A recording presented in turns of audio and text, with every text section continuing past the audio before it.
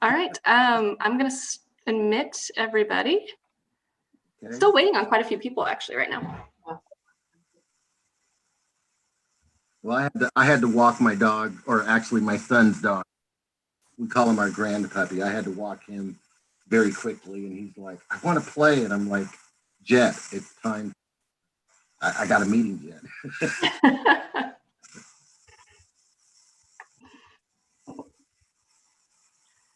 All right.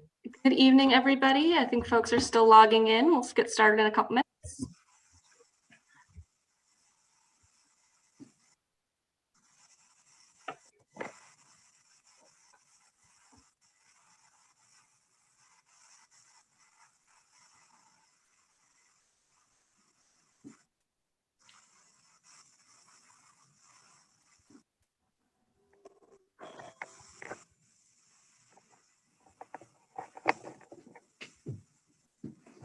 Let's see. Good evening, everybody. Going to get started in a couple minutes. Looks like everybody's got their names set, but if it's not, please go in and change it. If you need any help with that, please let me know.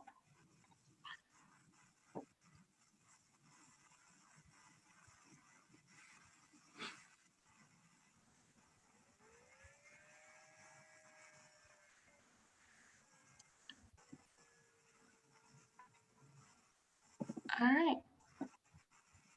It is 5:01 p.m. Jimmy, would you like to get us started?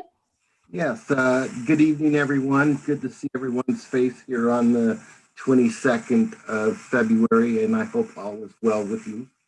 I'd like to call the meeting to order, and staff, if you could begin the roll call.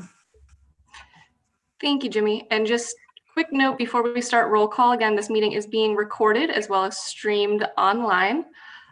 Please set your names to your name if you are able. And one thing you may notice that is different about this meeting than previous meetings is we have disabled the chat function. And this is to be more in compliance with Oregon public meeting law and to make sure that everybody can see everything that is happening in the meeting. And then last thing is just please continue to raise your hands so we can prevent some crosstalk. So starting with the roll call, Commander McDonald. I'm here. Officer Nunn.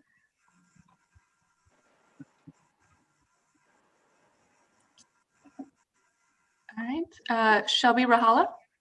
Yes, here. Michael O'Brien. Here. It's Abdi Rahim Mohammed, so that he would not be able to join us this evening. Emilio Calderon. Here. Liz Newton. Here. John Trin.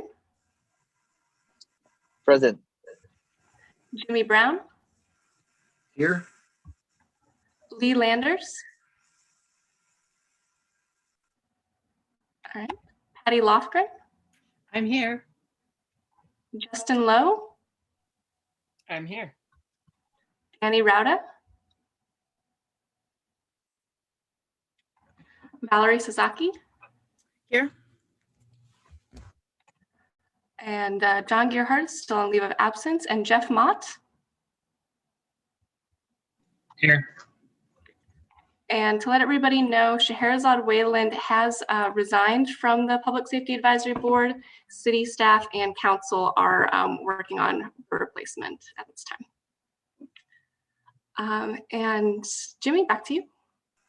Okay, thank you. As you probably all know, Tigard has a new city manager, Mr. Steve Reimer, and Steve is here tonight to introduce himself to the board. Steve? Thank you very much. Good evening, everyone. So as you can see, my name does not match the name that Mr. Brown just said. So this is our family computer. And so that's in honor of our golden retriever. So Murphy, so our former golden retriever. So I'll change that for future meetings. I just wanted to take a chance to introduce myself to all of you and start by just saying thanks for all the work that you have started to do. And I know you're going to do for this community and for our organization moving forward. when I was doing my due diligence and looking into the Tigard city manager position, I learned of the Public Safety Advisory Board was just formed recently. That's one of the motivating factors for me. It really, to me, sent a message on what the Tigard community is all about and what the priorities are for the future, among with other things. So that all of you applied and were selected. I think it's a great honor to be on this first Public Safety Advisory Board, helping all of us, helping ourselves, helping all of you move our community forward in a way that works for our community members and for our police department. And I'm glad that Commander McDonald is present on this, as well as our chief and others that have been involved in this, and Eduardo. It just means a lot, I think, to our organization. And so whatever I can do in my position, I want to help support this group and my teammates that are involved in it. And I also look forward to future conversations with you. I know in the near distant future, we'll be bringing forward a conversation about body worn cameras, and getting your input and thoughts and advice on that is going to be important. And I look forward to being at least part of the conversation that evening. I think it's about a month away from now. And so once again, I'm happy to be here. I'm in my 4th week already, so I don't know how time goes so fast, but it does. And so learning a lot about this community, and I think everything is probably even better than I thought it was going to be. So I appreciate, once again, what all of you are doing, and I'm happy to answer any questions, or I'll make the offer if there's things that you need ever. Feel free to reach out to me directly if you just want to have a conversation, and I'd appreciate doing that. So I'll turn it back to Mr. Brown, I think. Great. Thank you, Steve. And again, welcome to Tigard. As I recall, I think I read in your bio that you actually had been living in the community. Is that correct?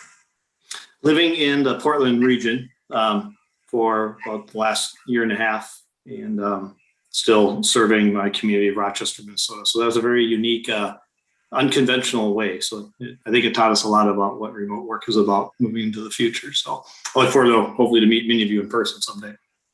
One day. Exactly. Liz, I see your hand.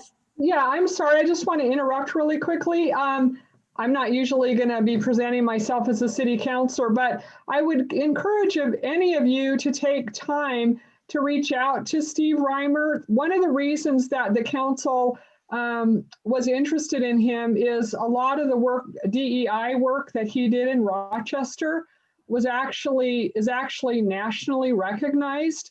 So I would really encourage you to reach out to him if you have a few minutes. I'm sure he'd be willing to talk with you about that work. So I just wanted you to know that that was important to us when we were looking for our next city manager.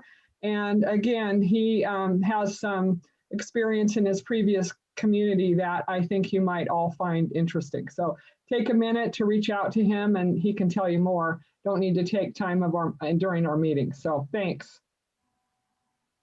Thank you, Liz. Kim, are you gonna? We still got some hands, so Valerie's got her hand up. Oh, hi. Hi. So I'm sorry, the Murphy thing is a little confusing for me, but Steve, right? So, one of the concerns that was raised when you were hired is that you were obviously not a obviously diverse candidate. And so I think it would be helpful in the context of this discussion for you to at least give us a high level discussion of your DEI experience. And, Councilor Newton, I appreciate your introduction and raising this issue because it's something that had frankly kind of troubled me when your hiring was announced. And so I think it'd be very helpful for us to hear what your background in this area is. Thank you. Yeah, absolutely. Thanks for asking that question and bringing that up. So I've been fortunate to work for my past 2 communities, both Morgan Hill, California, and then Rochester, Minnesota, where diversity, equity, inclusion was part of our conversation before. It seemed like every organization was talking about it. That being said, I don't profess to be an expert in it, but I do know that I've been fortunate to surround myself with teammates as well as community members that I think really represent the communities that I've worked in. And so I've personally learned a lot from them. One of the things that I've done personally as part of our journey in Rochester was we did the intercultural development inventory twice, actually. And part of that, as I talked, I think, to the council and others during the process, was a lot of this is about your individual journey. And so, I learned a lot about myself, and I'll share a few things. I very much have always, I've not cared about the color of someone's skin or their ethnicity or gender or anything. And I always thought that, hey, we're all just people. Well, I learned that that's a strong thing, but it also can be a weakness of mine.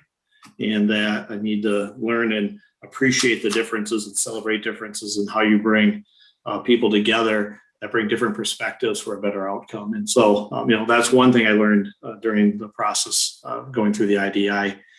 As an organization, put significant effort, time, and resources into it, working with our city council and community members, on making sure that all of our team had opportunities to also go through similar processes. And so right now, I know Rochester just started the National League of Cities Racial Equity and Leadership training. And so that just kicked off this week. And that's going to be with many of the supervisors and managers in that organization of, once again, having a dialogue with the national group on how Rochester and how our individual teammates can make sure that we're really embracing all that Rochester has to offer.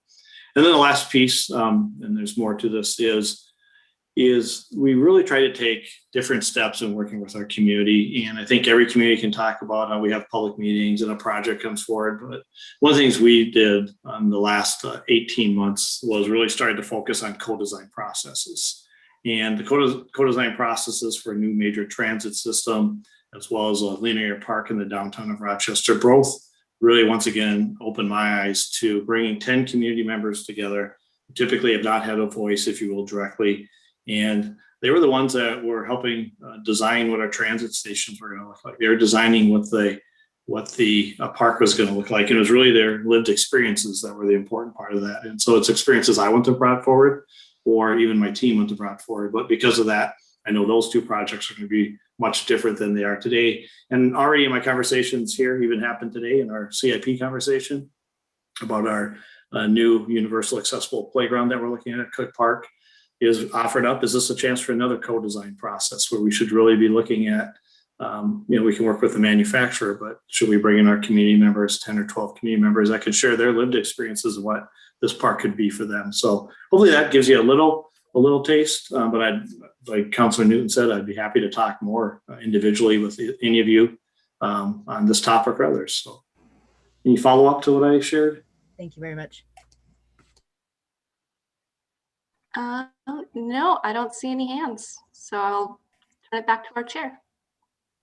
Okay, thank you, Valerie. That's a great question, and it certainly is a lead in terms of all of us reaching out to new folks in the community, whether they are, board or on council or as managers, and just to allow conversations to take place. I know I personally would like to have some conversation with Steve as well. Kim, if you could move us toward our icebreaker. Yes, so this is similar to our first meeting. If you'll remember, we did an icebreaker where we went out into breakout rooms and everyone was asked a question that was not policy or production related, giving people a chance really to get to know one another. It's something we really haven't done the last couple meetings. I know it's something that I have felt is that we miss in these online meetings is the opportunity at the beginning and end of a meeting to chat and get to know one another. So we're going to bring that back, and I'll be sending everybody out to breakout rooms.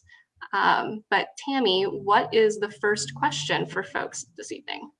So the first question is, where is your favorite place to visit in Oregon and why? All right, and with that, I will open the breakout rooms.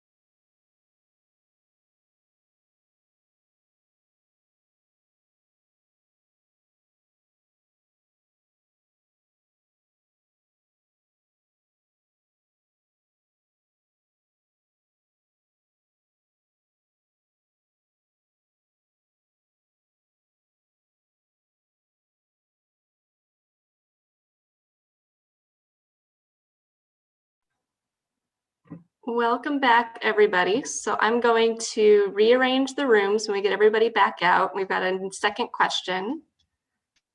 I know I really enjoy getting to know everybody, so I hope you're enjoying this as well. Do we have everybody back? Not quite. Yep, now we do. 1 second.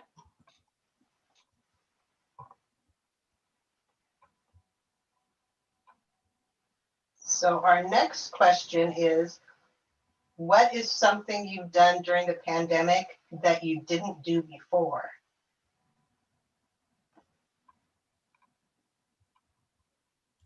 Sorry, just bear with me.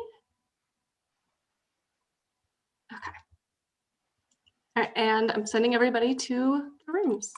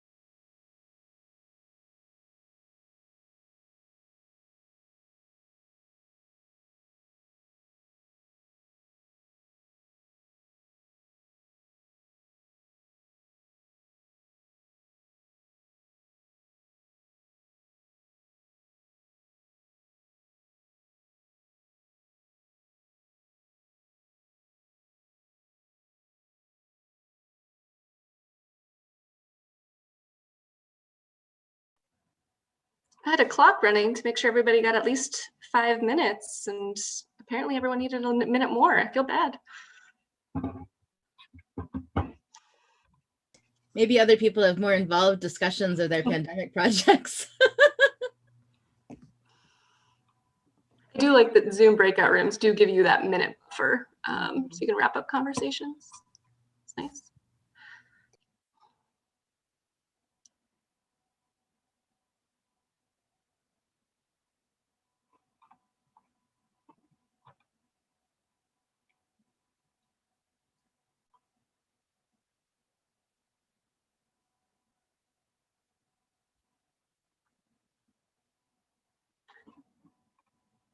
All right, we have everybody back. Thank you very much. We will continue to try to find ways to help people or help all of you engage with each other and meet each other in kind of a different context and do some of that more team building that we would have otherwise done in person. If you have any suggestions or things that have worked in your other endeavors in life, do feel free to send them my way. Otherwise, I will continue to try to think of things.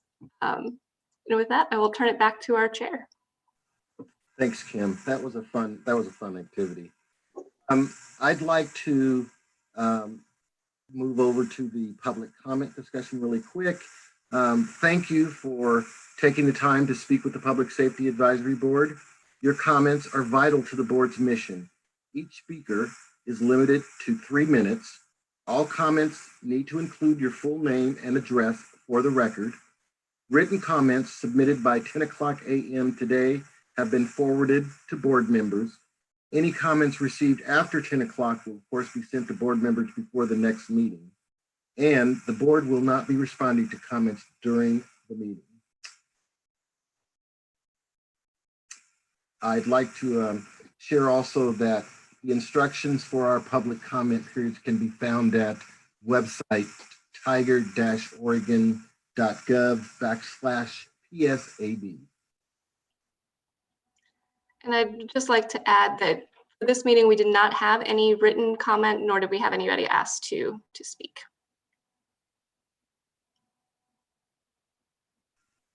Okay. All right. Kim, if you could, I'd like to call on you now to help go through the conversation centering our racial equity discussion. Yeah. First, I'm going to call on Patty. I think she had a question about public comment. Actually, there was a public comment that was sent out today, and I just want to thank Valerie for sending that comment out. That was extraordinarily helpful and encouraging because I'm actually on the police board interview this Friday. Oh, so good. It was very nice to hear from you, and it just very positive. So thank you. Good. Yeah, I hope you have as good an experience as I did. It was absolutely worthwhile. Thanks. All right. And Valerie, thank you. That really was pretty cool. I don't know if I participated myself in a number of police hiring processes, and I have found them to be enlightening and always looking forward to seeing who made it through the process. And I believe that there were some folks that did make it through one of the hiring processes, and unfortunately we were not able to have face-to-face engagement with them while they were getting their swearing in situation. Great. So moving on to the next item on our agenda tonight. At the end of last meeting, kind of in those last 15 minutes, I think an issue that was really important was brought up, and unfortunately we didn't have enough time to discuss it, which had to do with how we were going to center racial equity and anti-racism in our board discussions and making sure that that is added to our work plan. So we're going to have two work sessions this evening, the first centering on how to center racial equity and anti-racism in our discussion, with the goal of adding that focus to our work plan with clear strategies for how we will implement that. Just so everybody is aware, we also have moved, you'll remember that the presentation of the work plan and topic schedule was scheduled for the first week in March. That has been moved to March 23rd. We would still need to meet that deadline, but that means that we have the next 2 meetings to really finalize the work plan and make sure that we get enough public engagement that we feel comfortable taking that to council on the 23rd. So our first conversation will be a work session around centering racial equity. We'll be using a whiteboard, and we've got some discussion questions. And our second one will be around public engagement and those expectations both of the city as well as the expectations of each other for how you will engage with the communities you're part of. So Tammy, if you wouldn't mind sharing your screen so we can see the whiteboard. Can everybody see my screen? Oh, yeah. Great. So this is a conversation around centering racial equity and anti-racism in the PSAB. And we had a couple of great suggestions that came out of our previous conversation, including having a discussion focused around the book that we've all been asked to read, How Do You Talk About Race? Having a dedicated racial equity meeting portion, 20 to 30 minutes of each meeting. We also had two suggestions that we as the staff came up with. Eduardo, would you like to talk about that first one, reading aloud the mission of the board and the city equity statement? Yeah, of course. So when we were having the conversation about this, we brought up the strategic plan and the definition of equity that was adopted by the Tigard City Council, that was crafted through community engagement and just other conversations that happened internally. So using that definition of equity to hold space in these meetings, and we would do that by introducing it at the beginning of the meeting and centering doing a centering exercise where we would recognize that all of the conversations that are happening in this board are born out of the need to create more equitable, more equitable systems in our city, in our community. So that was one of the suggestions that came out of the conversations with staff members. Kim, is that a good summary? Yeah, that's great. I know it came from your previous work on boards, so I wanted to make sure you could explain. Yeah, I guess I'll briefly mention that part.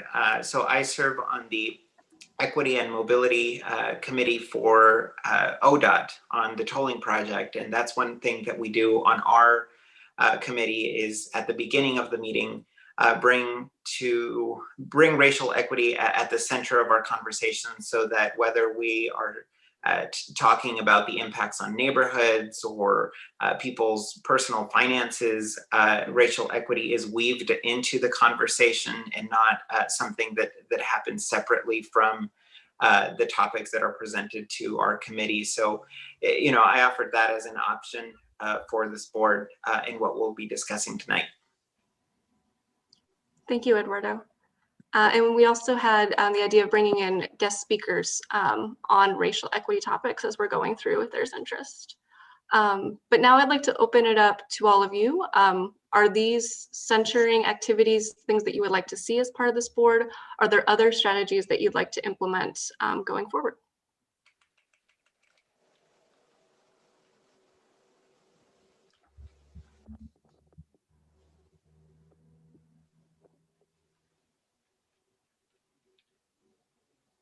Valerie, I see your hand. So I'll go first. So, I think I really like these suggestions. I think that they're really helpful and be good, particularly what Eduardo suggested about, making sure we center each discussion that we have around these issues. One of the things that I think would be helpful too is if there's a way to encourage people to do participate in the public comment process. Because one of the things about diversity is just creating space for people to comment on processes, right? And, so I don't know what that looks like, but I think to the extent that we can create a forum for this discussion to happen, not just with this group, but, citywide, I think that would be really admirable. I have talked to people who watch these videos that we're, our discussions that are streamed, and so just encouraging people to say, we are open to that, and anything that we can do to help facilitate that discussion, I think is an important part of our function. Yeah, it's an Excellent point, and something that I think bleeds really well into what we were going to discuss later about the public comment and public engagement. So any ideas that folks have also about that and how to engage with the public would be really helpful, and encourage people. Maybe we need other methods for reaching out to people, or other methods that allow people to reach us. So any suggestions about that? And I think somebody just asked me to unmute, but I think yeah, I was trying to lower your hand and misclicked. I'm sorry. Lee, I see your hand. Hello, everybody. Those points they do look they look okay to me as well. As long as is any one of those points or suggestions center around all aspects of racial equality. It doesn't necessarily deal with the skin color, but it also deals with how certain people are treated because of housing they're in or the clothes they wear or stuff like that. It could be two white people and one has decent clothes, one doesn't, and that person that doesn't is automatically looked at as a peon, so to speak. So I think that discussion needs to happen, and we need to figure out what's going to go forth with that. So looking at all aspects of identity beyond just race. Yeah, because the racial equality is not just limited to black and white. Racial equality is like, say, people who live on Bull Mountain and $500,000 houses get treated better or differently than people who live in low income housing that their buildings are falling apart. It's almost like they expect, you expect things to happen in the lower income, but you don't at the higher part of it. So therefore, there's a difference, It's kind of hard to explain, but that's about the best I could do with it. Yeah, no, it sounds like you're talking about like intersectionality and other aspects of identity. Yeah. Yeah. Thank you. And Michael, I see your hand. Oh, you'll need to unmute.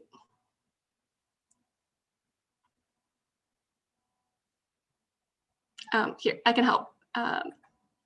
Okay, got it. I was at the wrong button. Sorry about that. Yeah, I think Lee is talking about socioeconomic status, and that's very much an issue in the courts right now, and it goes beyond race. We could easily go into areas that are not within the scope of our mission here, but I think that's a very important topic for conversation, and I support what Lee is suggesting. Yeah, thank you. I think it is something that it is written out in our vision statement as well, which I can pull back up. And Justin, I see your hand. Hi, everyone. One of the thoughts that I had, which I believe can be tied to the dedicated racial equity meeting portion, and this is based off of something that Valerie just mentioned, and I believe a couple other folks said at our last meeting, where we're having conversations with peers and community members and getting feedback or thoughts or comments. And I'm wondering if we could just build into that dedicated meeting portion a space where board members can also just freely give report backs or community reports and feedback that they're getting from their family members, their friends in Tigard, folks who are watching these videos, and just really have a space that encourages all of us to be able to take some time to give reports. Because I know that in addition to getting them to participate in the public comment section, we are all having conversations as community representatives with our individual communities. Thanks. That's a great suggestion that we should definitely build into our topic discussions, is having time for committee report or member report outs. Jeff Mott. Hey, thank you. This builds on the dedicated racial equity meeting portion and Lee's comment.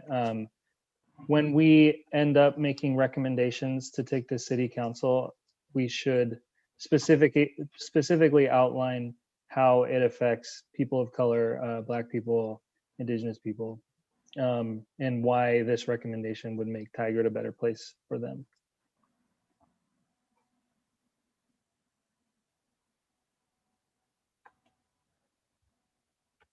Thank you.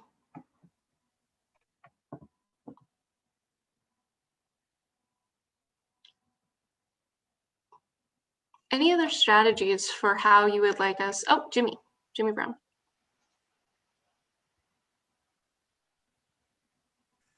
Thanks, Kim. I really appreciate what everyone is saying. I think it just strikes at the heart of what we're trying to get at through the PSAB. My piece is really around, I think, visioning. How do we ensure that we are walking the walk and talking the talk? And specifically, what does it look like in practical application? What does it look like in the hiring process? What does it look like in the processes where there may be engagement challenges between police and community members? What does it look like when a 17-year-old high school student has an engagement situation with a school resource officer and moving away from he said, she said? One of the things that I've been really looking at recently in my own time has been the challenge of young Black women in the high school setting around school resource officers. And many of those situations have ended up in some pretty scary physical confrontations, leading to he said, she said kinds of environments. So how do we look at the issue of equity and anti-racism in the real world? Not just, I mean, we have some wonderful words. As I'm sitting here looking at the vision statement, Tigard is a community where all people feel safe and believe they will receive equitable treatment from the city's public safety organizations, regardless of their race, gender, socioeconomic status, sexual orientation, physical ability, religion, age, housing status, mental capacity, and experiential or immutable attributes. What does that mean in the real world? Does that make sense?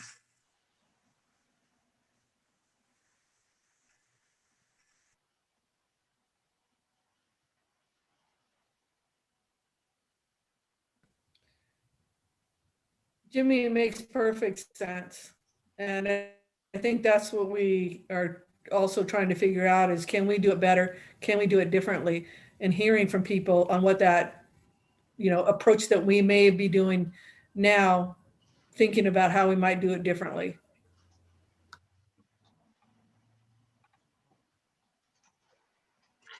Yeah, and I think that brings to point that how much we need to make sure we have context around these conversations, that we're talking about real data and incidents, and making sure that we focus everything on real world application. Patty, I see your hand. Yeah, I'm just wondering how we make this board and our meetings accessible to the students in this area. I mean, what Jimmy just said, and all these things we're writing, I as a teacher, I really want my students to have a voice. And if there are things going on in the school district here, that seems like a really important place for those folks to have input into, the public comments, or the Black Student Union being invited to be one of our guest speakers, or just something like that. Emilio, not to put you on the spot, but do you have any ideas about how we could reach out to your peers? Well, I'm sure if you talk to Abdi, he would know better since he's more connected with Tigard leadership, being head of the BSU and all. But I don't know. High schoolers are quite busy. I don't know if they want to sit through another meeting, but I'm sure if we really target them and have more opportunities for them to speak, like having them do public comment, because that's something that they can do whenever they have time. I feel like that would be a good way to encourage them to um, keep up with the board and make sure that they get their voice heard. And Kim, if I may just remind everybody, we do have that separate group that's working on a school resource officers program, what it looks like, reimagining it, taking in all of the comments, not only the students of color, but parents and everything else. And so there's a lot of data, and they're in a subgroup working on what that looks like. And Commander McDonald is part of that, and maybe he can always give us an update at least on how that is moving along. If that may be helpful with this group, and then hopefully whatever we come up with, which the target was April, perhaps we can share all of those with the group or have a presentation both from maybe Abdi and Commander McDonald together. I'm seeing a lot of head nods. It's a great suggestion. Yeah, and I was going to just say the same thing that the chief was, that we're currently working with the school district and some of these groups to what we call kind of reimagine what the SROs are going to look like. I know we've had several meetings. We have another one next week. So we're meeting weekly, if not every other week, to talk about our SROs in the schools and what it's going to look like in the future. Great. Bringing that, I think, back to this group in April, I think would be really helpful. And Liz, I see your hand. Yeah, I just think a lot of really good ideas have been raised. And just to kind of follow up, it seems like as we're going through these topic areas, to follow up a little bit on what Jimmy Brown and I think Valerie commented on, and Jeff, it might be helpful as we're talking about the topics, first of all, centering the discussion every week, and then bringing forward when we're discussing maybe some people that do have thoughts about how they're impacted by the issue we're discussing, how it impacts them. And then when we do the recommendations, what does that look like in the real world? So taking these things, all these concepts, and as we go through each topic area, who does this affect? How does it affect them? We're making a recommendation. How does that make it better or change it in a way that's going to be more equitable? And, going through all those things, because ultimately, I would like to see this be a way that we have conversations about everything we do in the community and making sure everything is, all the services we provide are equitable. So as we're going through the topics at each topic stage, to who's this affecting? Should we hear from students? Should we hear from, I don't know who it would be, but depending on the topic. And what is our recommendation to the council going to do to have an impact? So just a thought in terms of as we're structuring our discussions. Yeah, thank you. Using kind of a similar structure for every meeting and making sure that we are hitting on these points every time. Excellent. John.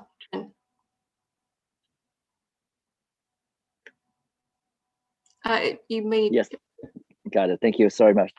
I mean, I hear what Liz is saying. I totally agree. As the reflection of folks who are impacted by the racism, to be able to hear and listen to how individual impacted will help in terms of us to move forward and change and make changes that is going to be positive to the whole system itself. The other thing that I want to also add to that would be is to also look at affinity groups and really talk to different affinity group and bring their perspective and ideas to the board.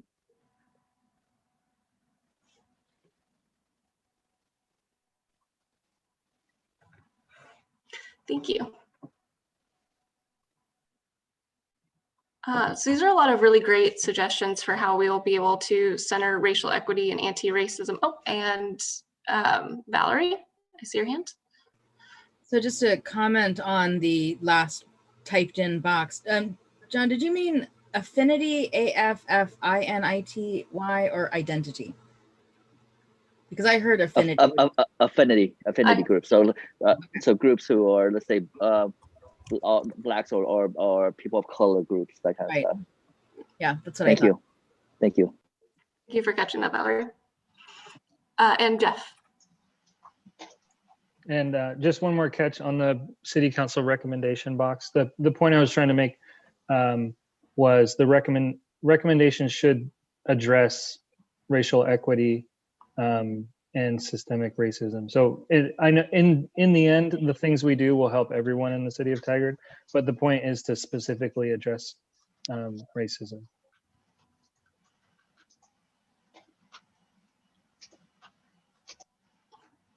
Excellent. Thank you for catching that as well.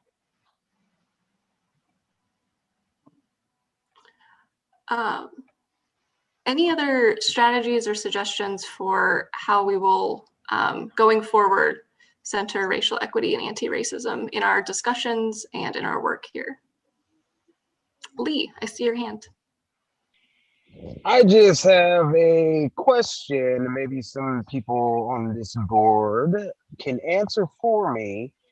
I unfortunately am going to be part of over half of these discussions that are going on. How it sounds like all the input that we're requiring from the public that's like outside in. What about if there's in, but we're dealing with the same thing as what the outside, people are doing? Do I just comment on my own situation? Do I, how do I go about that? I would say as a member of this board, as far as you feel comfortable on commenting from your own personal experience, but as we go through these topics, if something has been affecting you personally and you would like to discuss it, that I think is part of the reason why we're all here. That is the reason why we're all here. Okay, I just wanted to make sure I didn't want to just bust out with something that's just out of left field, No, comments of personal experience, I think are more than welcome and encouraged in this group. And Jimmy Brown.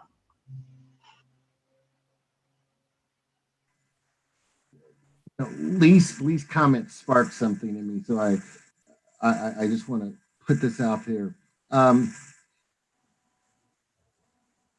We have an opportunity, I think, to essentially hear from folks who have been impacted by the department, by city processes or city policies or whatnot, and any way that we can bring their voices directly so that we can hear, and I'm not sure how that would happen, but to hear how their perception of Tigard Police Department, the city of Tigard, how they view the context of the happenings, things that have happened to them. We're kind of the choir in that sense, that we've all elected to participate on the PSAB, and we're going to look at these things from the 20,000 foot level and maybe even get down to the 1,000 foot level as we go through policies and procedures. But I think it's important that we hear the real world experiences of people out there in the community, so they can continue to center us as we go forward, as looking into the department and looking into other city departments within Tigard. And then secondly, when we talk about equity and anti-racism, I think there's a value in hearing from the people who work in the organization as well. What do city employees think as it relates to equity and anti-racism? I don't know if the city has has done a equity and inclusion survey through their processes. But I think, you know, there are things that you can learn when you talk to the guys and women who are working in the public works department, or those who are working in you know, community development, because they, as community members, you know, community members as in the city itself, they have their viewpoints, and I think it would be of value to try and hear what they're saying as well. Great. Thank you. And as much as that we can bring forward these voices, I agree that we need to. Patty, I see your hand. This is just a wondering, and I just want to throw out as a wondering. I know that this particular slide is racial equity and anti-racism, but I know that when I went to graduate school, everybody who took any degree from the college, and it was a Quaker-owned college in Southern California, everybody had to take a class called Social and Political Context for Change, where you examined your isms that you thought you didn't have: racism, classism, sexism, homophobia. And I just wonder about any other isms we might want to include aside from racism, sexism, classism, homophobia, if there's some place for other isms, just a wondering. And this might not be the spot for it, but just wanted to throw that out there.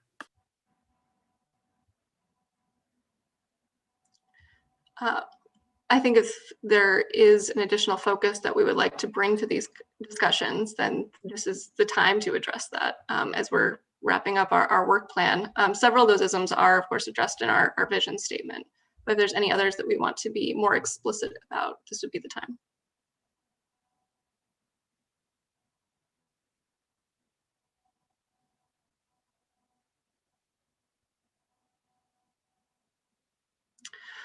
So thank you all very much for this conversation. Like I said, I thought it was excellent that it was brought up last meeting. I was sorry that we didn't have more time to discuss it then, so I was eager to bring it back up today so we can have these strategies for our work plan. Everybody was emailed a copy of the work plan this week, the draft. These comments will be added to that as part of a section on how we plan to center racial equity and anti-racism in our work, and that will be sent back out to you guys this week. We're going to move to our second work session of the evening, and this, I think, is how we're going to delve into a comment that a lot of you brought up in this discussion, which is, how do we engage the public? I hear the call from many of you that you want to hear the voices from the public. You want to be the people bringing the public to these meetings and hearing what they have to say. And so we're going to have the city discuss for a couple minutes their outreach efforts that they're doing now that is in line with what they do for all community boards.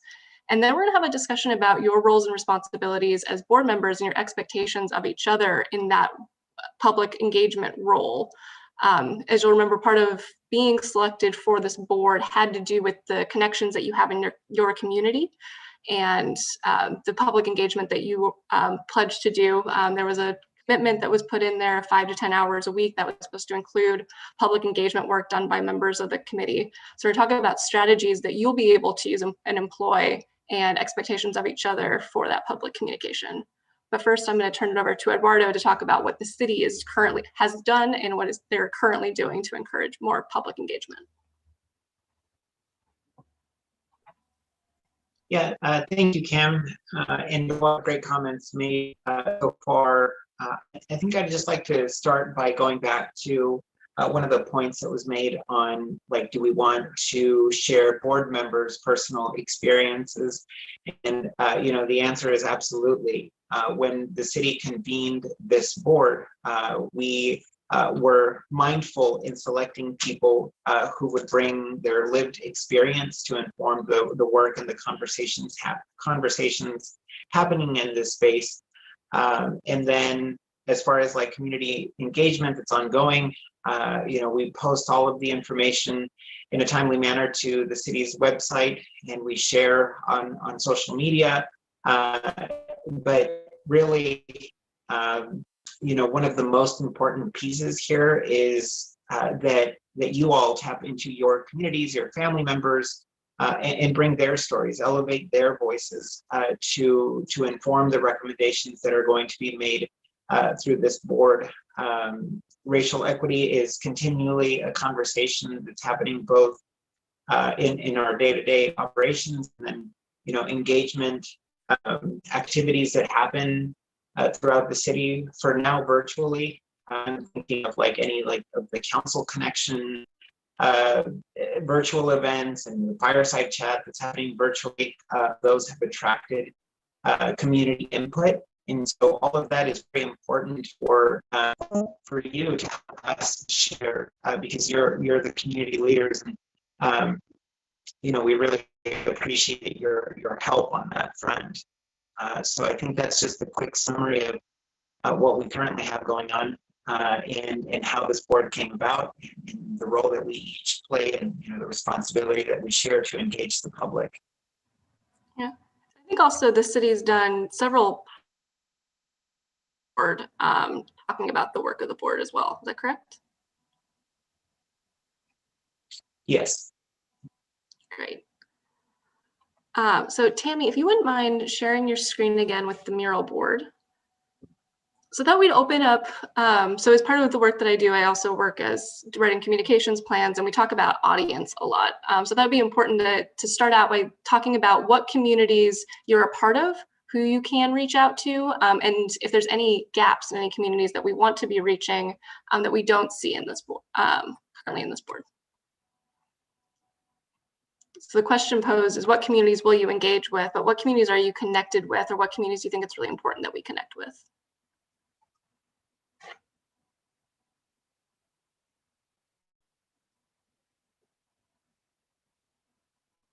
John, Trin?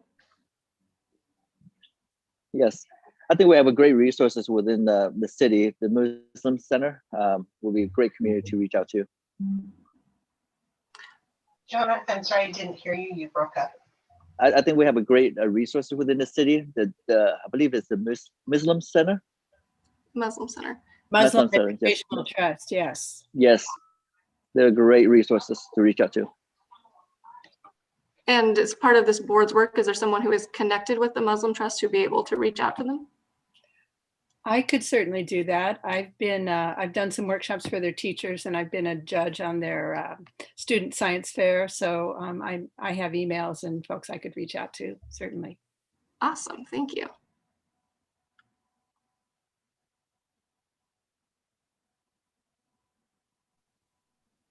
And just to build on that, the way that I became exposed to Muslim Educational Trust, having lived here for 28 years, not even knowing they were there, was through Leadership Tigard. That might be a group we might want to connect with. And so I'd be happy to reach out to them. Debbie Mullahan is the CEO for the Tigard Chamber, and I too was part of Leadership Tigard. Great. Any other associations or community groups that you're already, Justin, yes. So I'm not directly associated with them, since I wish I was still of high school age, but I have done work with the Tigard Tualatin Student Union, which is a phenomenal student leadership group in the school district, and that Abdi is a part of. I realized that he could speak to greater points with them than I would be able to, but I'm also happy to serve as a point of contact. And also I work with not only students, but young adults as well in a nonprofit organization that I serve on a board for, and which is called Next Up. And so I know that I would be more than happy to be a connection for our younger community members alongside our other community representatives here. Thank you, Justin. And Michael O'Brien. As most of you know, courts are receptacles. We don't really choose our public. Our public is created for us by other agencies that send us people involuntarily, in effect.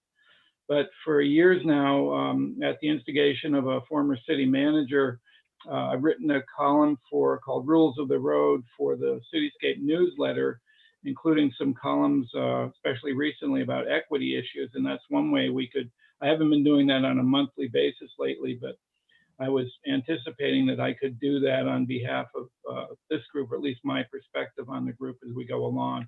And Cityscape does have a wide audience, so I'm hoping that will continue. Excellent, thank you. Emilio. Yeah, with TTSU, I also attend those meetings. We actually just had one last night, and I'm sure that if I talked with Abdi, we could make sure that we talk to them about the issues that we're talking about as the PSAB. Another community I would say is just the student community. I know the Tigard Youth Advisory Council, which I am also on, would be a great group to go to and talk to, that I could definitely request the meeting to talk about the PSAB and have them invite all their friends or anyone who's willing to talk to me about it. But yeah, just students in general. Awesome. Those are great suggestions. And Patty. Yes, I'm a member of the Tigard CERT, Community Emergency Response Team, CERT, and we're actually meeting this Thursday for our monthly meeting, and I'm sure that they would welcome a presentation from our group on one of our monthly meetings. Great. And Valerie. So as other lawyers in the room will attest, there are a lot of affinity groups within the bar. You know, and I currently belong to the national, the Oregon chapter of the National Bar Association, which is the Black attorneys group, Oregon minority lawyers, Oregon Asian Pacific American lawyers, and Oregon women lawyers. So, you know, I'm happy to reach out to those groups because certainly we have members who are present in Tigard who experience different things and who have clients who experience different things, right? You know, I'm also happy to reach out to the Asian Pacific American Network of Oregon, which is a very active group that does a lot in the Asian community. Now, I know that their focus has been more East County and, you know, East Portland area issues, which is where a lot of the newer immigrants tend to settle, at least initially.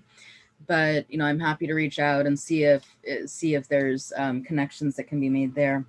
And then finally, I think that one of the things that we do want to keep in mind too is liaising with the business community, because issues of diversity and safety have material impact on people's ability to conduct business, and particularly in the middle of a pandemic, layering issues associated with the riot, for example, on top of an already difficult pandemic situation has created a lot of stress in that system.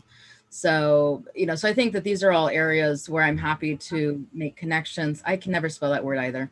I'll check the name of the Asian group that you're referring to. You speak so fast it was hard to type it. Oh, okay. So the OCMBA is the Oregon chapter of the National Bar Association, which is the Black attorneys group. The Oregon Minority Lawyers Association is OMLA. We have a lot of acronyms, so. I just didn't want to forget any of them. Yeah, no, that's fine. Oregon Women Lawyers is OWLS. And then you also mentioned APANO, APANO. Yep. What was that again? APANO. And that's really, APANO has taken a leadership role in a lot of these issues over the last few years. They started out as primarily a business organization, but they've really moved into a lot of other areas that I think enhance their core competencies. So I'm happy to have a discussion with any of those groups. Thank you, Valerie. It's a prodigious list. And Jimmy Brown.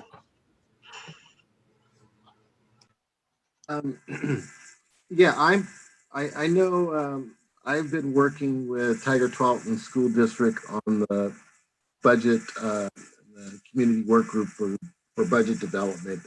And I know early on, I had some conversation with folks who participate in that about PSAB activities, and I think they might be as well a good place to engage a variety of community members. We do have representation from the Pacific Islander community, African American community, advocates for the developmentally disabled community. And yes, they're oriented towards students, but at the same time, you know, there's certainly lots of conversation around, you know, how to ensure that engagement with our law enforcement community is done in an equitable manner. I'm also, as part of my other political side, I'm involved with House District 35. And, you know, there are a number of old warriors, as I call them, who are active in racial justice initiatives. And certainly I would be happy to try and spark some discussion with that. And then just on, you know, a more direct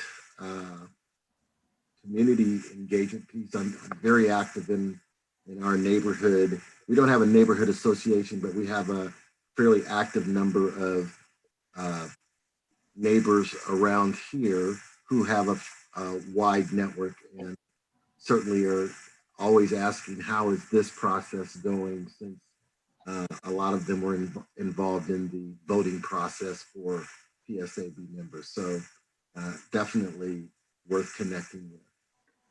Yeah, letting them know what we're doing, and if they would like to come in and talk to us and comment. Hey, Jimmy, I had a question for you again. With the Tigard Tualatin Schools, you were part of the budget group. Did I get that right? Yes, it's the community budget work group is what it's called. Tigard Tualatin Community Budget Work Group. We actually meet on this Wednesday, actually, coming out. And John Trin. Yes, I appreciate in terms of Valerie's comment regarding the business community, which is the Tigard Chamber. So I could reach out to Debbie again for that. I also want to also include the Oregon Council for Behavioral Health and also the Tri-County Behavioral Health Association, as we look at in terms of people who are disabled, people who are mentally ill, to get their input in terms of our work here at the board. What was the second one that you said again? The Tri-County Behavioral Health Association. And the first one is the Oregon Council for Behavioral Health. Oregon Council for Behavioral Health. Great. And Patty Lofgren. I do quite a bit of volunteering with Oregon Public Broadcasting and have some connections there. And I wonder if at some point we might, when we're ready to talk a little bit more, maybe get some word out to the public. If we might want to connect with Dave Miller. He does a noon show about things going on locally every day, Monday through Friday at noon. And he might be interested in this work and in interviewing part of us, and once we get up and moving a little bit more. And I could certainly connect with them. Yeah, that would be great. Thank you. And Liz Newton.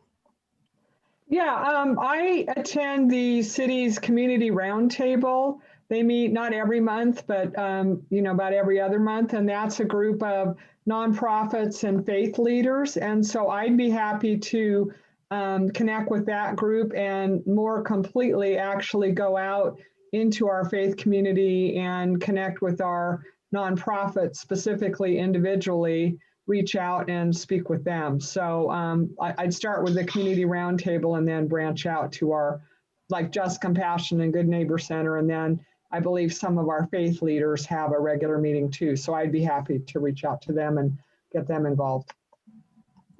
Thank you. I'm going to skip down the list a little bit. I see Chief, you've got your hand up. Well, Liz took away one of my thunder because I had Just Compassion, but the broader group probably is a roundtable because it does touch a lot, probably including St. Anthony's. I had St. Anthony's down here because I think part of this is to take advantage of both John and Danny in their respective roles. So I think New Narrative is important because they actually serve Tigard residents. St. Anthony's serves Tigard residents. While it's good to hear broader ones, I think the people that are doing the work in Tigard is important for us to connect. So I have St. Anthony's New Narrative. Unite Oregon is who the city's contracted with, not only to help with policing communities of color, in particular Samoan and Latino community. And so they're a good resource. They're about to start a leadership development program within the city. So those are just some to consider. Thank you, Chief. And I know Danny was not able to attend this evening, but we can definitely talk to him about St. Anthony's. I'm sure he'll be happy to connect with them. And Justin Lowe, I see your name. This is a group that I have only attended one meeting with, but have been aware of for a while. And I'm sure if anyone else has been has attended longer, I think this is one that should be included. But the CPOs, which are community participation organizations within Washington County, we have two, which are CPO 4B and CPO 4M that are within Tigard. And those would be wonderful places to interact with just folks who are engaged in civics and public involvement within Tigard and within the county. And they have a plethora of wonderful advocates and also just community leaders at those meetings. So Justin, did you say 4M or 4N? That is correct. 4M, as in, I believe it's designated for Metzger. So yes, M and then B. That is correct. All right, this is an excellent list of communities you can all reach out to, and I hope that this leads us to get more of the public. I'm sure this will lead us to get more of the public comment and engagement that will make for much richer and more well-rounded discussions in this group. Any other communities people would like to suggest or that you're a part of that you would like to reach out to?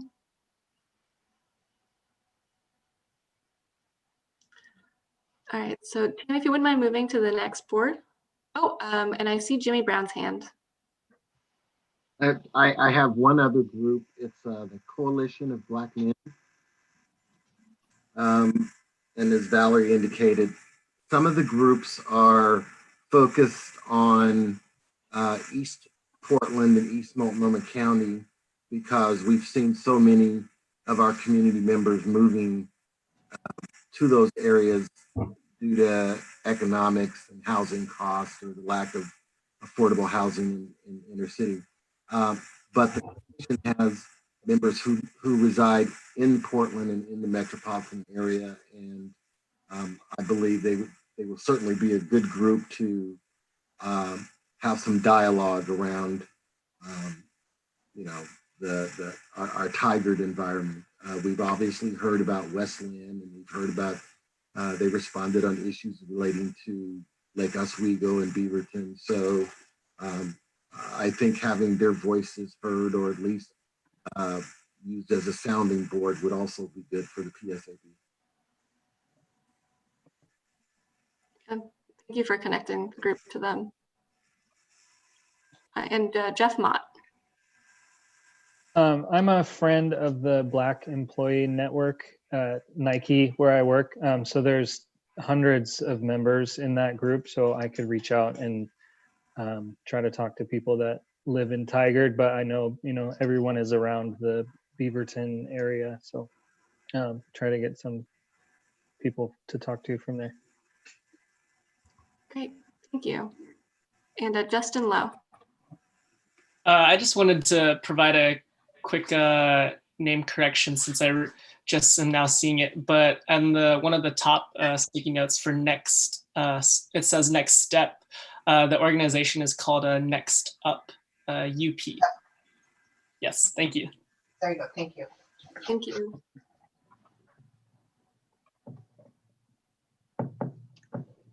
Great, so following this meeting, I'll we'll type up the list with who you've all offered to reach out to, and we can always check in and see how outreach is going as we're going along. And Tim, if you wouldn't mind moving on to the next slide. So one of the last topic that I wanted to bring up was how you will reach out to these groups. And it sounds like there's already some great ideas about going out and doing presentations or emailing listservs, putting something in Cityscape. But if there's other methods of communication or ideas that you have that might benefit other members of the board, please, this would be the time. And Valerie, I see your hand. I mean, I think this is one area where we can certainly coordinate and develop best practices. You know, the Jimmy's point to, you know, reach out to even the neighborhoods that we live within. You know, in the age of COVID, Nextdoor has become more important and social media has become more important than it probably would have been but for this experience that we're collectively living through. You know, so to the extent that it makes sense, I think that is a way to reach people who would probably not reach out to us otherwise. And, you know, but you know, I'd want to make sure that we were at least being coordinated on the messaging there and, you know, what situations we need community feedback in and how best for people to engage. So, you know, that would be my suggestion. Was that understood correctly, Valerie, that you're saying to specifically using Nextdoor? Yes. Okay. Yeah, Nextdoor and, you know, the other social media platforms that we have access to, you know, so things like LinkedIn, Facebook, you know, it's more anecdotal and less targeted, I think, than just picking up the phone and calling someone or shooting someone specific an email. But I also think the reach is greater because of that. So I think there's value to engaging at that level. And I know that, you know, the city staff has done a great job of increasing their usage of those tools and communicating information. The police department has done a great job of, you know, communicating information through those platforms. So I think learning from their successes in that area will be helpful to enable us to reach out, to solicit feedback and let the communities know what we're doing. Yeah.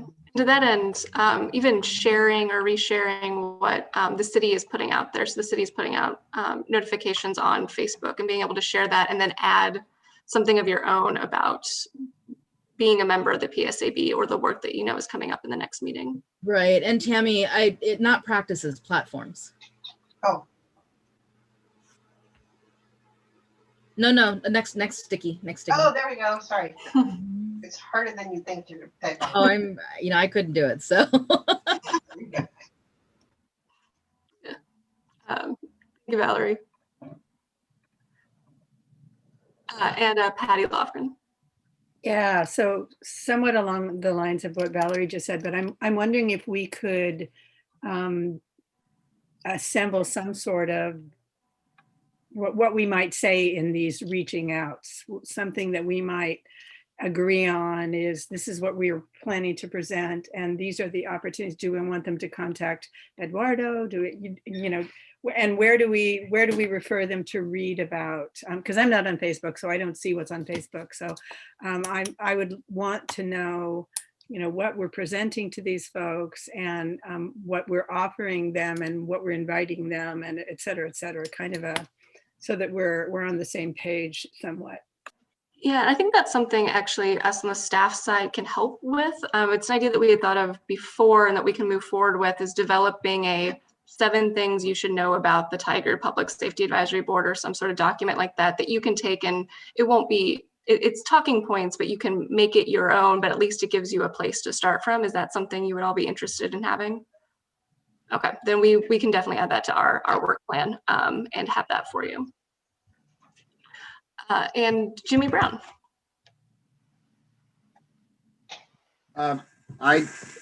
Patty read my mind as did Valerie. I think having some measure of coordinated talking points that we could use as we talk to our different populations, our different, you know, social groups or neighborhood groups or whatever. I just makes the messaging just that much easier. So I'm totally in support of both. Thank you both. Not a problem at all. I said something we had discussed doing and we hadn't gotten to it yet, but something we'll definitely put on for the next meeting. So you'll have it before the next meeting and can offer suggestions on, and it will be printable so you can always distribute it as well. Any other strategies? Oh, Liz Newton. I couldn't seem to get to the raise hand feature, so I just raised my hand. One thing that I found as we're working through with the city, when we give people advance notice specifically of what we want to hear from them on, like if we let people know a couple of weeks ahead what we're going to be talking about at a meeting, it seems like we get, more people wanting to weigh in. So surveys and the city's done when we do our Facebook Live interactions with the council, people know a little bit ahead of time, we're going to be on, here's what this looks like, you can ask us anything. So it seems like we might want to think about some specific groups we want to reach out to, or just reach out to the community and say, we want to hear from you on this topic. So we're really inviting them specifically to come and talk to us about this or maybe any other thing. But I think many times that might get more people interested, to encourage them specifically that we want to hear from them. So that's a thought. Yeah, and I know we have a portion of this meeting dedicated to next steps where we talk about what's coming up in the next 4 meetings, and maybe including in that discussion any groups in particular we should be reaching out to, or elements of that as part of that. Here's what's coming up in the next 4 meetings. Who are you reaching out to? Who needs to be reached out to as part of that conversation? Yeah, that makes a lot of sense. And Lee Landers, I see your hand. Hey, I just had a question. So I am pretty much connected with a lot of people around where I live. I talk to a lot of people. There's a lot of people that know that I'm on this board, and they're very curious on what we're doing, and they have a whole lot to say. So if I were to give them like my email address and have them send me stuff, is it okay for me to send that and forward that to whoever I need to on the board to get it out in the meeting? Yeah, and I would encourage you to even tell them about the Public Safety Advisory Board's public comment portals. So we have several, and Eduardo can follow up with you after this meeting with that information. So you can let anybody that you're talking with who's got things that they need to share with the Public Safety Advisory Board, the avenues that they can use. Okay, I sure will do. Okay. Thank you. That would be excellent. Oh, yeah.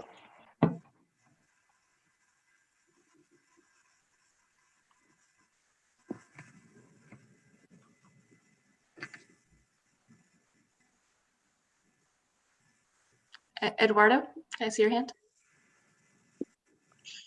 Yeah, just one thought that I had as people were discussing their ideas was that we are working on improving our reach with those communities who are less connected on online social media, our elderly folks, our communities of color, and we are organizing an effort to put up more bulletin boards around the city, and then also inventory spaces that already exist. So at like locally owned grocery stores, at restaurants, that might allow us to post information. So we are working on that as well, and I wanted to share. This is just something that came to my mind that I didn't mention earlier. Awesome. Yeah.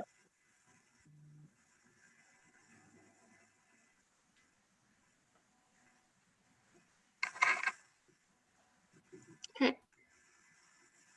I think this is a really great list that we've developed here tonight of both communities that you all are able to reach out to and are connected to. And it's clear that you're all extremely connected people, which is awesome for this board to be able to bring in that type of public comment. And a lot of ideas for how to entice more public input. Some work for all of us, I think, to do before our next meeting. So Tammy, if you wouldn't mind closing that. So it is 6:36, and just to discuss a little bit more about our next couple of meetings and how the work that we have done tonight is going to play into those. One of the things that we talked about in the Centering Racial Equity discussion was having a book discussion. So everybody should either have or will receive shortly a copy of the book. So you want to talk about race.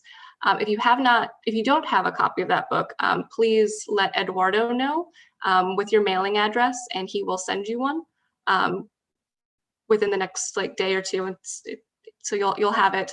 One thing we'd like to do is have a discussion on the book in our next meeting as part of having a conversation about racial equity and anti-racism in the community.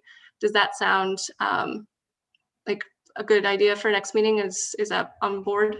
Yes, Valerie. The whole book? Yes, the whole book. Okay.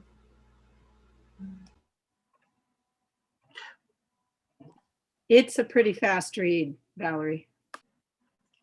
I think was your comment more that there's a lot in that book to cover? Well, people may need time to process. So that's the only thing, is that maybe we plan on the next meeting, but then give people a chance to think about things and come back. That is fair. Also in the next meeting, you will receive an updated copy of the work plan. And so we will work on finalizing that in the next meeting so that it is ready to go to council March 23rd for Jimmy Brown and Abdi Rahim to present with all of the input from tonight. And then I'm going to quickly share my screen. So we do have a couple in relation to what we talked about earlier. We do have the upcoming meeting snapshot that I'm going to share. So we have tonight's meeting as well as the next three. So looking at next week, or not next week, 2 weeks. So you want to talk about race, book discussion, as well as the work plan and topic schedule approval so that it's ready to go to council. Following that, the next week, we will have the body cams topic introduction and board discussion. Particularly with this in relation to Liz's comment earlier, are there any groups that you think need to be informed that this discussion is happening, whose public comment would be most welcome, particularly welcome?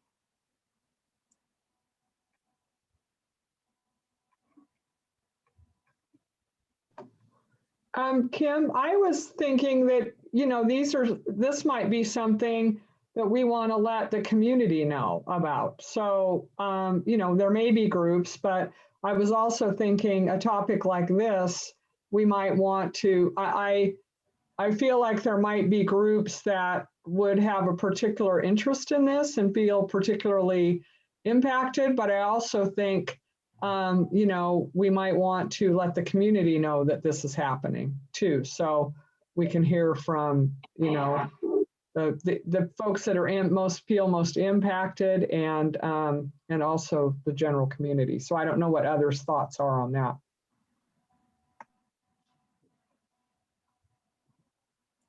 I know through the city social channels, we certainly put out, in addition to information that a meeting is upcoming, that the meeting will discuss body cams and invite comment.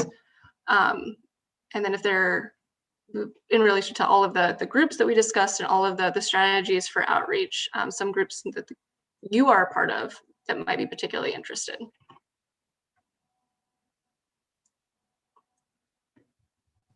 And we've also heard from some people in the community on this topic.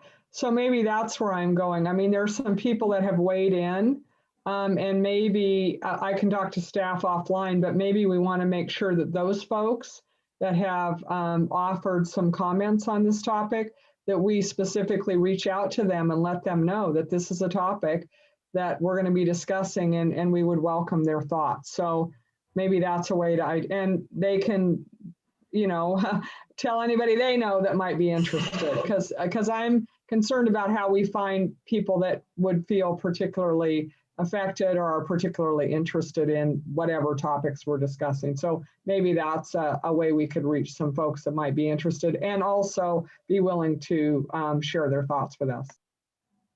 Yeah, that would be great if staff has the bandwidth and capability to do that. And Jimmy Brown, I see your hand.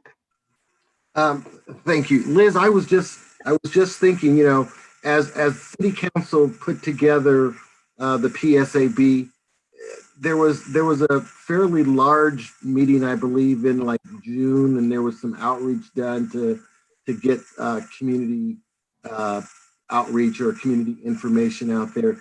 Do you know if the city kept those those pieces of information for being able to give feedback to folks? Yeah, that's a really good thought, Jimmy. And I'm going to go out on a limb here because I know the mayor's assistant pretty well. And I would venture that maybe we would be able to recapture those contacts. So they can correct me if I'm wrong, but I think we might be able to do that. And that's a really good idea. I just think that would be probably, I mean, I heard that there was upwards of 500 different comments that came out about the desire to have a PSAB and to have conversations relating to equity and inclusion and anti-racism. So that certainly might be the grandfathered group that we could try to reach out to in terms of letting them know this is where we're at in our discussion. Thank you, Jimmy. Now, Valerie. So, the body cams discussion is I'm certainly looking forward to it because I know it's an area that's been very much in the news. And I wonder, I think it's great that Sergeant Erickson's willing to come and speak with us about it and explain, the utility within the department to these. I wonder if there are other organizations that specifically focus on this issue. And I'm thinking of some of the NGOs out of, that we saw in the Portland discussions earlier this year, whether it's useful to involve them as well and get their perspective on, these issues. And also, I think because they're expensive, right? And so I wonder if there's a discussion to have about, prioritization and non-governmental sources of funding related to increasing access to body cams. I know there was a Department of Justice project a number of years ago that, awarded grants. I don't know what else is out there right now, but, so I think I'm not sure which meeting it makes more sense. It may be the April 12th meeting after we've had a chance to listen to Sergeant Erickson explain, what the department's understanding is and their use of body cams. But I think that, I think it's 2 sessions may not be enough, is I guess what I'm saying on this issue, just because it's been so in the news recently. And, I was just thinking about this the other day, and I was thinking, the real impediment, because they protect the officers as much as they protect the public, right? And so the idea too is that, okay, well, we agree they're good, then how do we prioritize, how do we help people prioritize, and to the extent there are limited resources, how do we expand access to resources, right? So I think those are all things that I would like for us to have a chance to talk about in that discussion in the equity framework. So I think bringing in an NGO, two of the NGOs, that has spent some time analyzing these issues, I think would probably be helpful in that respect. Yeah, we can look into that for sure. I think one of the things, Kim, to note though, is there was a sense of urgency. The community asked for body-worn cameras.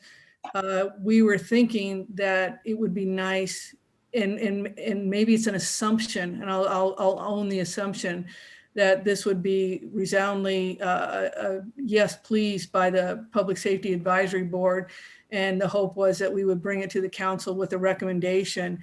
We're moving faster than that to the point of, that's why the city manager wanted to introduce himself and possibly put the funding in place this year as opposed to waiting till the next fiscal year. We did not have body cameras for our officer-involved shooting. It's become an impairment that we need to have body-worn cameras. And so I hate to keep pushing this backwards because we have them now, we just don't have them for everybody. and we, as much as I'd love to have this board give your seal of approval, I believe we're going to go to council faster than that, than to ask for it in this next quarter funding cycle. Sure, Chief. I guess my point was that, you know, this is a not just a one and done sort of discussion. And to the extent that we are allocating resources for body cams, which I agree, I think this is an important thing for the public and for the police to have access to. But you know, I think if we're looking at this, I think the bigger narrative and how do we ensure permanent funding for, you know, the most protective variety of this and our understanding of it. You know, I just want to make sure that we can be as specific in our support as possible. So I think, you know, I think we could probably have a discussion on the 22nd and come away with a feeling that this is something that the PSAB does support, you know, but then have a more nuanced discussion going forward about, okay, well, what does this look like in 10 years? What does this look like in 5 years? You know, what are things that we can put in place now to ensure that, you know, we have the best, most protective technology, but also policies and funding to support those. So that's my only point on that. And Jeff, I saw your hand was up, and now do you? Yeah, I was just going to add on the policies.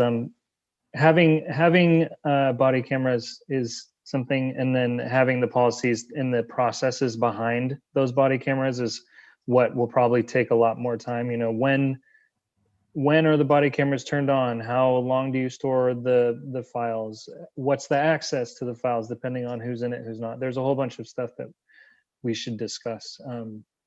That is part of the recommendation and becomes part of, you know, the city policy before we implement anything. Gotcha. And beyond just body cams or no, but also the other things that go along with having body cams and the data and the life. Exactly. Understood. And just to note that the April 12th body cams continued or hiring and background investigation process. There's a reason there's the or there. It's if we get to the next thing. And if we don't, then we continue discussing body cams until we have the recommendation. All right, so these are next 4 meetings. To Valerie's suggestion earlier, we will move forward with the book discussion next week, but if it becomes clear that there's a preponderance of board members who are not comfortable or need more time to think about it, we can have a book discussion next week and then our next meeting, and then come back to it later on if it seems like we want to, now that we've had more context and more work built up, might be worth revisiting, or another book discussion later on during the course of this board. So it is 6:49. We've discussed all of the next steps. Is there anything else for the good of the order?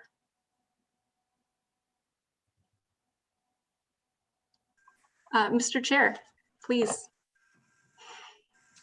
Yeah, I just want to say I was totally impressed with the conversation this evening.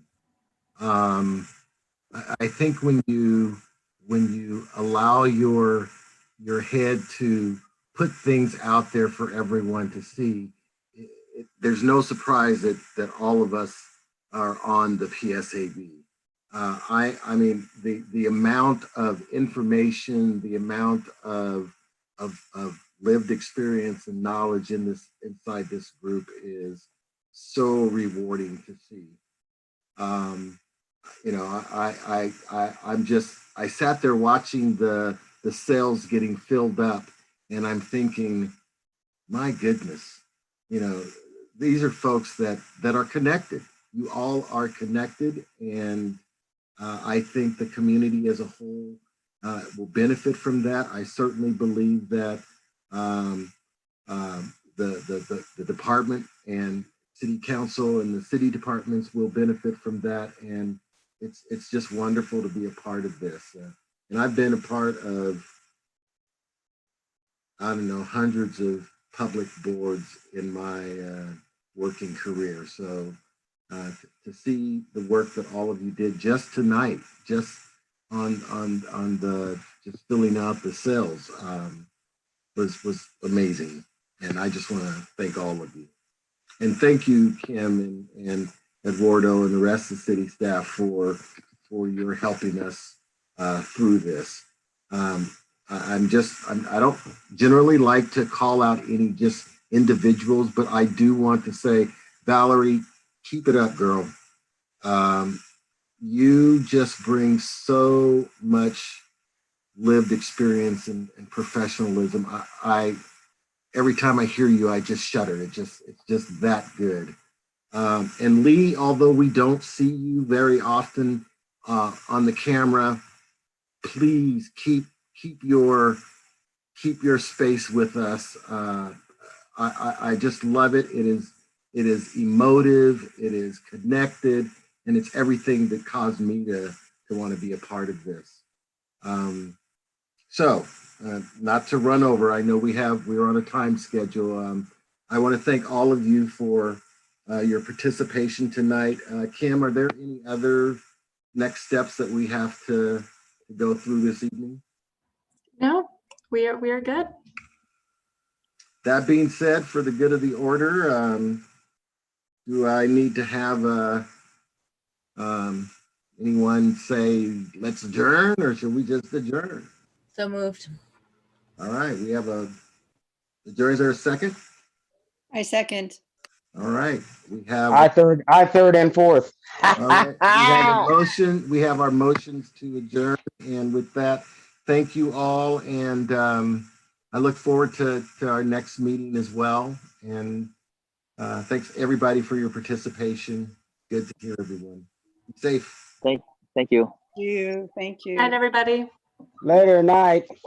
Good night. Night.